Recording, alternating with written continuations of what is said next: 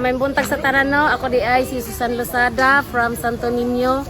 Kami nagasuporta sa programa ni Mayor dili sa among pag synchronize clean up drive matag Sabado. Kami nagapasalamat tungod kay daghan gayud ang natabangan ni ining programa. Og ilabi na sa atong Mayor.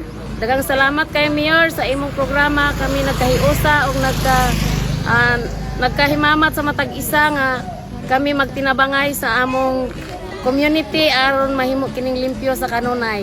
Daghang salamat og maayong buntag sa tanan. So maayong buntag sa tanan no.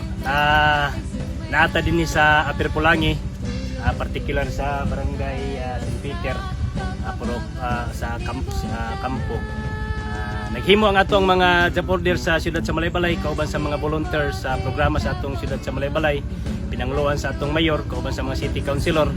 Himuon nato ang synchronized nga clean up drive, ang pagpanglimpyo sa atong tukaran sa atong barangay, tungod kay usa kini ka dako nga tabang para pud nga mga insekto, mga hugaw mabutang nato sila sa sakto nga butanganan.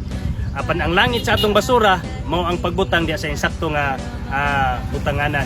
Una nga rason nga naata dinhi karon, gikan ta sa extension office paingon sa St. Peter, ang uban nato tuapod sa sila 25 ipahigayon ang hiniusang pagpanglimpyo sa atong kadalanan, tungod og para usab sa kaayuhan sa katawhan. So gihangyo nato ang tarano nga lumulupyo sa tagsa-tagsa ka barangay nga maghiusa ta para sa pagpanglimpyo sa atong barangay, kay kini para ra man usab kini sa ato tanan.